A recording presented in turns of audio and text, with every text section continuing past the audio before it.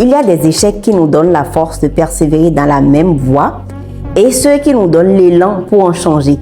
Il y a les échecs qui nous rendent plus combatifs, ceux qui nous rendent plus sages, et puis il y a ceux qui nous rendent simplement disponibles pour autre chose. C'est dans l'introduction de ce livre, Les vertus de l'échec.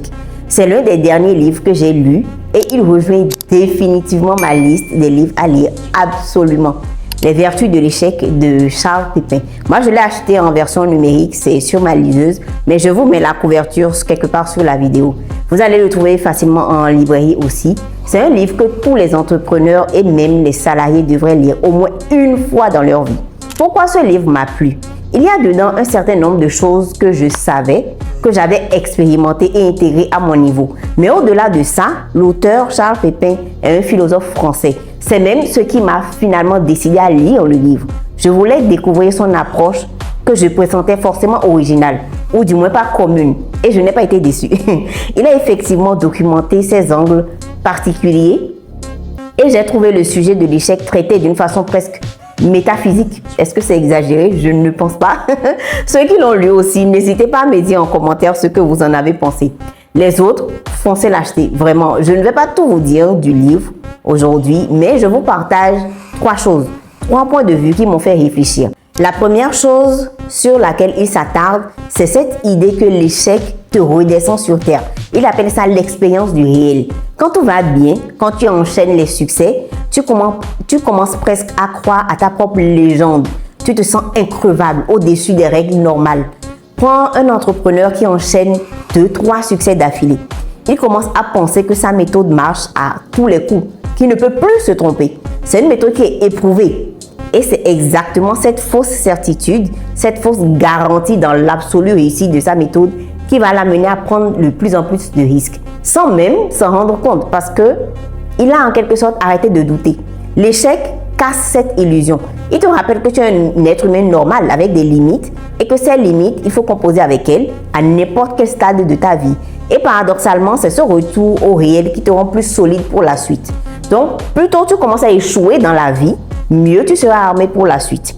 Le deuxième angle, celui qui m'a le plus marqué, c'est la comparaison entre notre culture, la culture française dont nous avons hérité ici, et la culture anglo-saxonne face à l'échec. Chez nous, rater c'est une tâche. Ça reste, ça se raconte, ça se juge, ça se critique. Dans l'univers des startups américaines par exemple, rater un projet, ça fait presque partie du CV.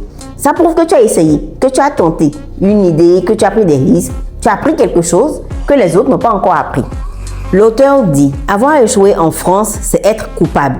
Aux États-Unis, c'est être audacieux. Avoir échoué jeune en France, c'est avoir échoué à se mettre sur les bons rails. Aux États-Unis, c'est avoir commencé jeune à chercher sa propre voie. Est-ce qu'il y a plus vrai que ça? Ça m'a rappelé une vidéo d'un podcasteur, je ne sais plus trop lequel, qui racontait son premier voyage aux États-Unis.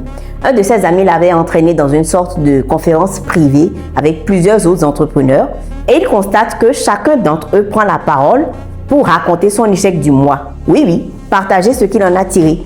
Et tous ensemble, ils célébraient leurs échecs. Comme nous, on célébrait des victoires, par exemple. Ça lui a semblé absolument incroyable, étant lui-même francophone. 2 échecs, 2 réactions, 2 mentalités complètement différentes, juste à cause de la culture dans laquelle tu grandis. Et ça m'a fait réfléchir à quel point une bonne partie de la peur qu'on a de rater, elle n'est même pas à nous, à la base. Elle nous a été transmise en quelque sorte par notre environnement, tout ce qu'on a vu et entendu des échecs des autres, la façon dont autour de nous, c'était un sujet de honte. Forcément, à notre tour, on ne veut pas du tout faire cette expérience-là, en fait. Le troisième angle, c'est une image que Charles Pépin utilisait que j'ai adorée. Il compare la force qui naît de l'échec à celle du lierre. Le lierre ne pousse pas malgré les fissures dans un mur. Il pousse à travers les fissures et c'est précisément cette contrainte qui le rend plus résistant au final. L'échec, c'est la fissure. Et ce que tu deviens en composant avec elle, c'est ta version la plus solide. Il a aussi donné l'exemple de Michael Jordan qui ne compte pas que ses paniers réussis. Il compte aussi précisément ses tirs manqués, les matchs perdus, parce que ça fait partie de la même statistique que la réussite.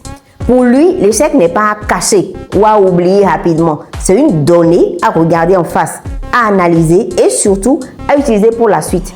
Ce que je retiens personnellement de tout ça en tant qu'entrepreneur, c'est que la plupart de mes tournants les plus importants sont arrivés après un échec. une entreprise qui n'a pas marché comme prévu et que j'ai dû fermer, une décision que j'ai dû annuler alors que j'atteignais déjà le but quasiment. Tout ça m'a redirigé vers quelque chose de bien plus aligné avec ce que je voulais vraiment faire. Sur le moment, ça ne ressemblait pas à une bonne nouvelle, ça c'est sûr. Mais avec le recul, c'était souvent la meilleure chose qui pouvait m'arriver. L'erreur est humaine, dit le proverbe. Le sens que nous lui attribuons habituellement, c'est que l'erreur n'est pas grave, qu'elle est pardonnable. Mais il comporte peut-être un autre sens plus profond qu'éclaire la thèse de Bachelard. L'erreur est la manière humaine, proprement humaine d'apprendre. Ni les animaux, ni les machines, ni, s'ils existent, les dieux n'apprennent de cette façon. Quelle meilleure conclusion! Tous les entrepreneurs doivent lire ce livre au moins une fois. Si tu es en ce moment en train de vivre un échec, un projet qui capote, un objectif que tu n'as pas atteint, ce livre te donne vraiment un cadre pour transformer ça en quelque chose d'utile plutôt que de rester bloqué dedans. Dites-moi en commentaire si vous avez déjà eu des échecs qui, au final, vous ont fait avancer. Je vous invite vraiment à prendre ce livre, à le lire. Et pour tous ceux qui viendront demander, non, je ne vends pas d'autres livres que le mien. Allez sur Amazon, la Fnac, en librairie, etc. Vous allez facilement trouver ce livre.